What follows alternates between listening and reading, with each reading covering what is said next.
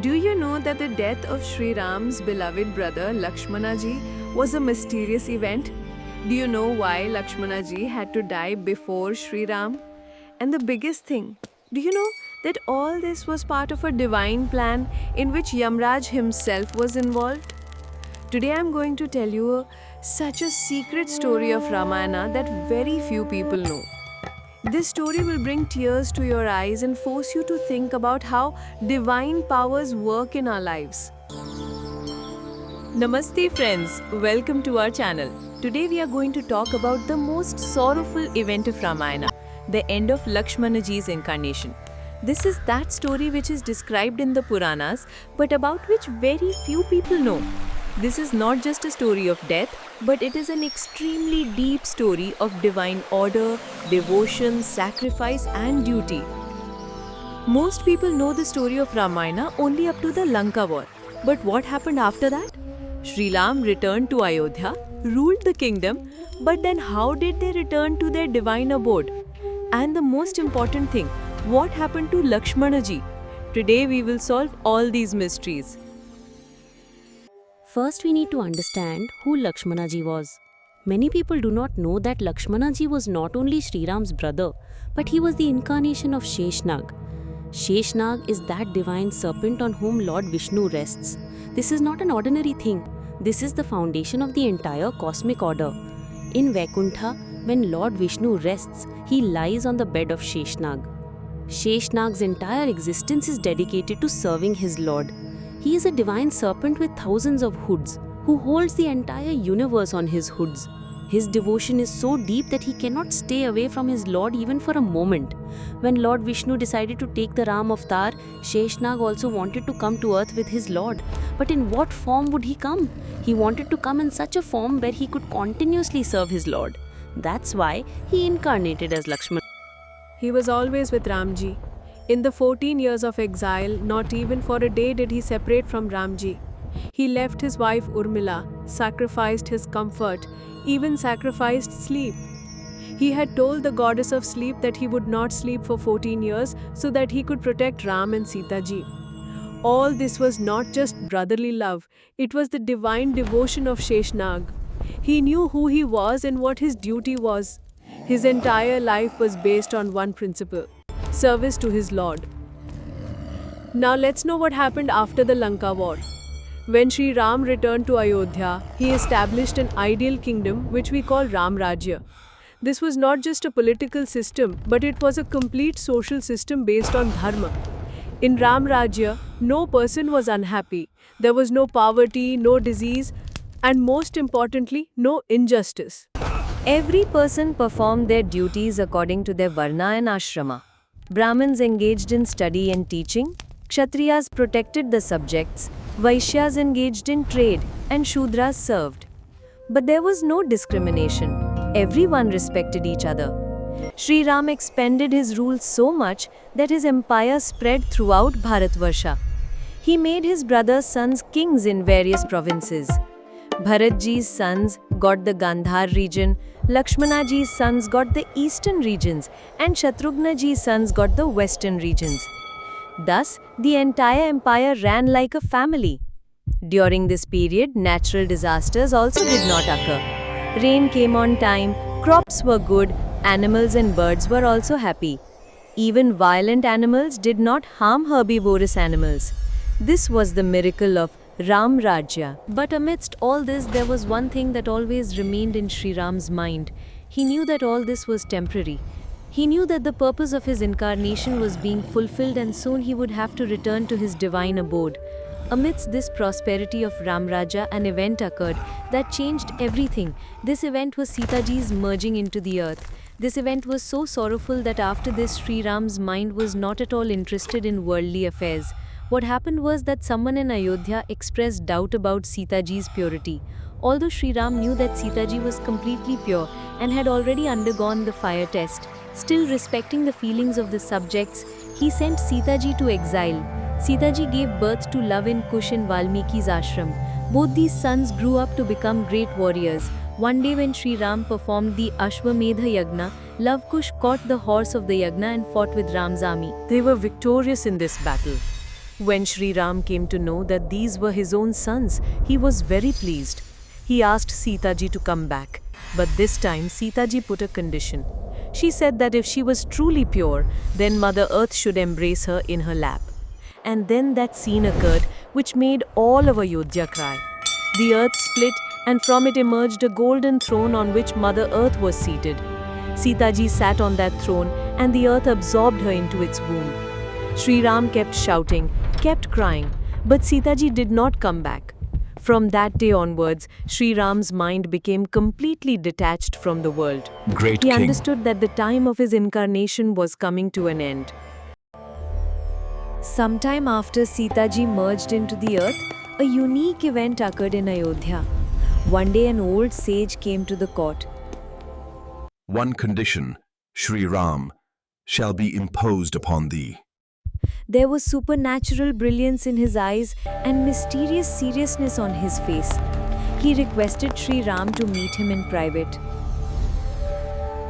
Welcome, Lord Yamraj. Your presence here is unexpected. Indeed, King Ram. I bring tidings from the celestial realm. This sage was none other than Yamraj himself, who had come in disguise. Yamraj's coming was not an ordinary thing. He comes only when someone's destined time is near. But Sri Ram's situation was different. He was the incarnation of the immortal Lord Vishnu. Then why had Yamraj come? Actually, Yamraj had come with a message that Sri Ram's purpose of incarnation on earth was complete. Now the time had come for him to return to Vaikunth in his original form. But this message was so secret that no one else was allowed to hear it. Yamraj put a condition before Sri Ram, which was extremely harsh. He said, "O Lord, what I am about to tell you is extremely confidential. During our conversation, if any person enters this room or tries to listen to our conversation, then that person must immediately be given the strictest penalty. This is necessary for the order of the universe." Hearing this condition, Sri Ram became worried. He knew that this was not an ordinary meeting, but to maintain dharma and order, he accepted this condition. Now the question was, who would guard this secret meeting? Only one name came to Sri Ram's mind, Lakshmana. He knew that if anyone could fulfill this responsibility, it was only Lakshmana. Sri Ram called Lakshmana and said, "Dear brother, I need to talk to this sage in private. You stand guard at the door and make sure that no person comes inside nor tries to listen to our conversation." He also told Lakshmana about Yamraj's condition. Lakshmana immediately accepted. He stood outside the door like an invincible warrior, ready to perform his duty without caring for his own comfort or safety. When only Yamraj and Sri Ram remained in the room, Yamraj revealed his true form. He appeared in his divine brilliance, dark complexion, majestic body, staff in hand, and the unwavering light of justice in his eyes. Yamraj said, "O Lord Ram, your divine mission on earth is now fulfilled. All the duties you descended for have been completed. Ravana has been overcome, dharma has been restored, and an ideal kingdom has been established. Now the moment has come for you to return to your eternal abode, Vaikuntha." Sri Ram asked with concern, "But O Yamraj, what will happen to my people? What will happen to my brothers? And most importantly, what will happen to Lakshmana? He has taken birth only to be with me." In a deep and serious tone, Yamraj replied, "Lord, this is what I have come to explain. Lakshmana ji, who is none other than Sheshnag in human form, will need to complete his earthly journey before you. When you return to Vaikuntha as Vishnu, Sheshnag must be there to prepare your divine resting place. That is why he must go ahead of you." The cycle of life and death, O Ram, is but a fleeting illusion in the grand cosmic play. Hearing this, Sri Ram's heart was filled with anguish. He said, "But how is this possible? Lakshmana is even healthier and stronger than me. How will his death occur?" Yamraj explained, "Lord, all this is part of the divine plan. Soon such a situation will come where Lakshmana ji will have to sacrifice his life. But don't worry, this is not death, but only a change of body. He will immediately reach Vaikuntha in his Sheshnag form and wait for you. Sri Ram asked, "And my other brothers?" Yamraj said, "Bharatji, Shatrugnaji and Hanumanji. All these will also come with you. But the process is that first Lakshmanaji will go, then you, and finally everyone else." During this conversation, both were not aware that outside a storm was brewing that would soon change everything. While the secret conversation between Yamraj and Sri Ram was going on, at the same time, a dust whirlwind appeared at the main gate of Ayodhya. This whirlwind was none other than Maharshi Durvasa. Durvasa Rishi was famous throughout the three worlds for his anger and curses. He was so powerful that even gods feared his anger. Durvasa Rishi was known for his impatience. Whenever he wished to meet someone, if that person was not available at that moment, he would quickly show displeasure. Because of this nature, people treated him with great respect. One day, Durvasa Rishi came to Ayodhya in great haste. After long penance, he now wished to meet Sri Ram and share something important. His eyes were bright, his matted hair untidy, and a divine glow surrounded him. When he reached the main gate of the royal palace, the gatekeepers immediately recognized him. They understood that his sudden arrival meant something urgent. The gatekeepers at once sent a message inside that Maharshi Durvasa had come. When this message reached the inner palace, the attendants became alert. They knew Sri Ram was in an important meeting and strict instructions had been given not to disturb him. But in the case of Durvasa Rishi, exceptions often had to be made. The servants thought they would inform Lakshmanaji. But when they went to him, they saw that Lakshmanaji was standing immovable at the door, like a rock. There was firm determination in his eyes and seriousness on his face. Meanwhile, Durvasa Rishi started getting irritated with the wait. He stood at the main gate of the royal palace and started shouting, "Where is Ram? I need to meet Ram immediately. What is this drama that a king makes a sage wait?" His voice was so loud that the entire palace shook. Animals and birds ran away. Leaves of trees started moving and clouds began to gather in the sky. This was the effect of Durvasa Rishi's anger. The news of this momentous event spread like wildfire throughout the three worlds. In the heavenly realms, the gods and celestial beings gathered to witness this unprecedented moment. Indra, the king of the gods, stood with folded hands alongside Brahma the creator and Shiva the destroyer. Even the mighty Vishnu's other avatars, Krishna, Narasimha, Vamana, and others, manifested to pay their respects to their original form. The river Salayu, which had been flowing peacefully for eons, suddenly began to glow with an ethereal light. The water turned crystal clear, reflecting not just the physical forms entering it, but the divine radiance that emanated from within. Fish and aquatic creatures in the river found themselves blessed with divine consciousness, experiencing a bliss they had never known before. As Rama's feet touched the sacred waters, ripples of divine energy spread throughout the universe. Each ripple carried with it the essence of dharma, love, and righteousness that had defined his entire earthly sojourn. The trees along the river bank began to bloom with flowers out of season, their branches bending low as if bowing to their departing lord. Bharata, the devoted brother who had ruled Ayodhya in Rama's name for 14 long years, walked alongside his elder brother with tears of both sorrow and joy streaming down his face. He understood that this was not an end, but a transformation, a return to the eternal truth that had temporarily taken human form to establish righteousness on earth. Shatrughna, the youngest of the four brothers, held the hands of several citizens of Ayodhya who had chosen to follow their beloved king into the afterlife. These weren't just ordinary citizens, but souls who had been purified through their unwavering devotion and service to Rama during his reign. They had transcended the cycle of birth and death through their love and were now ready to merge with the divine. Among those who followed were the elderly priest who had conducted countless ceremonies in Rama's court, the humble gardener who had tended to the palace gardens with the same love he would show to his own children, the washerman whose harsh words had once led to Sita's exile, but who had since spent years in repentance and service, and countless others whose lives had been transformed by Rama's presence. Each of these souls had a story. Stories of transformation, redemption, and divine love. The elderly priest had once been proud of his scholarship, but serving Rama had taught him humility. The gardener had discovered that every flower he tended was a prayer, every leaf he touched was blessed. The washerman had learnt that true purity comes not from external cleanliness, but from the purity of heart and intention.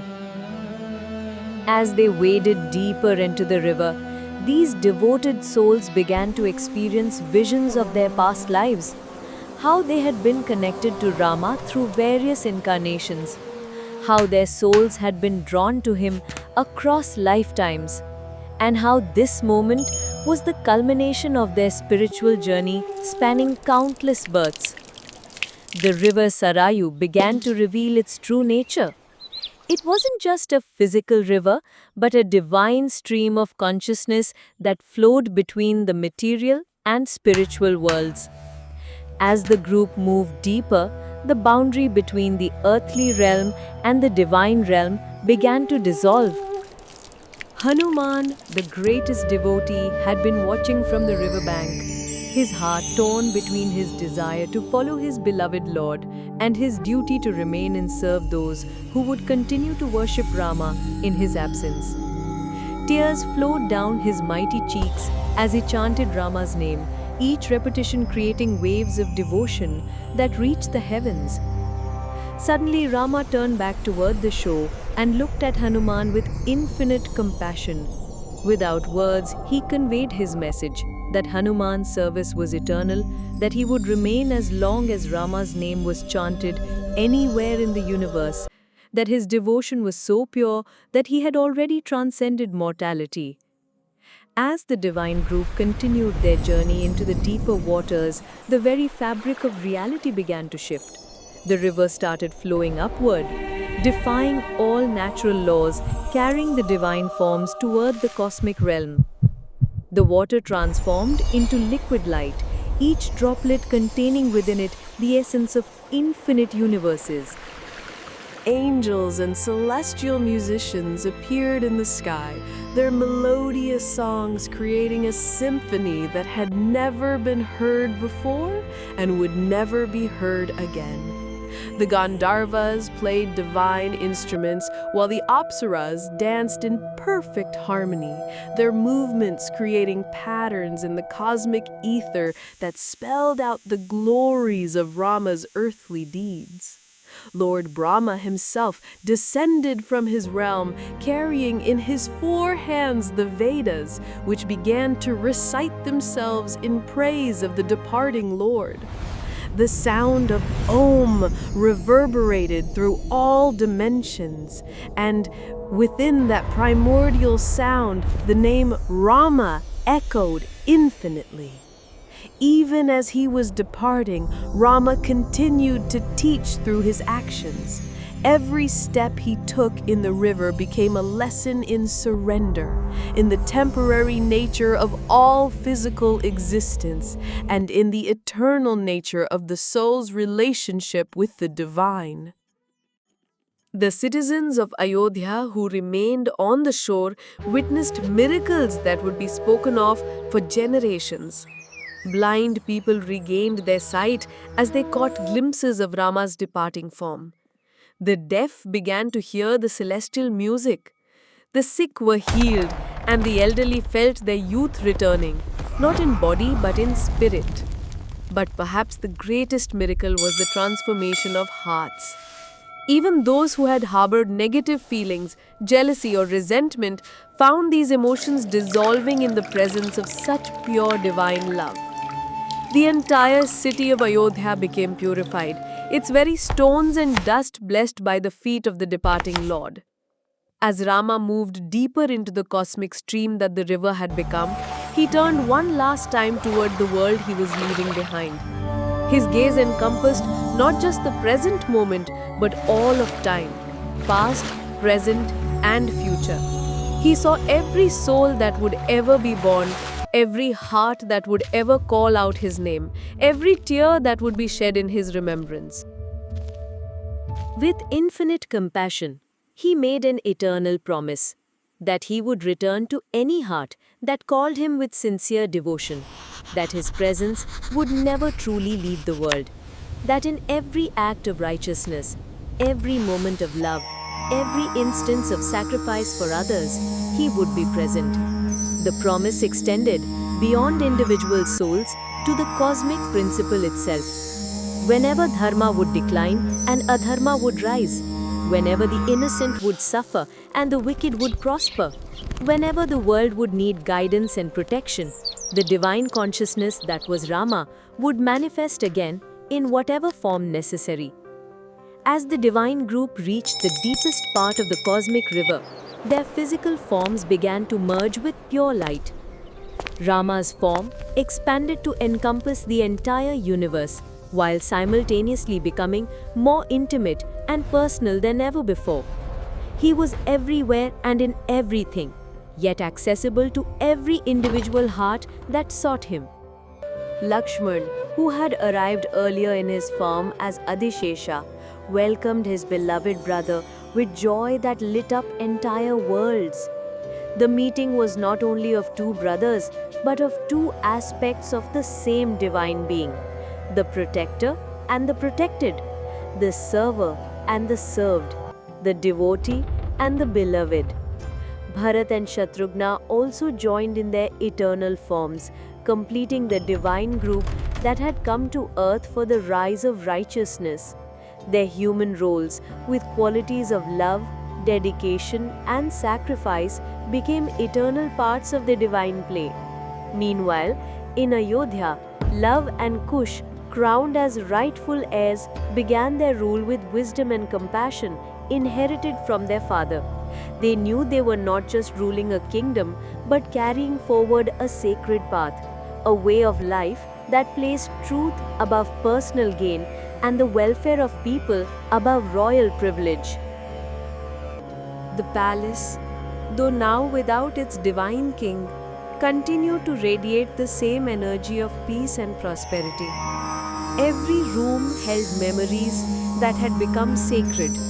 Every corridor echoed with the teachings that Rama had shared, and every garden bloomed with the same abundance that had characterized his rule.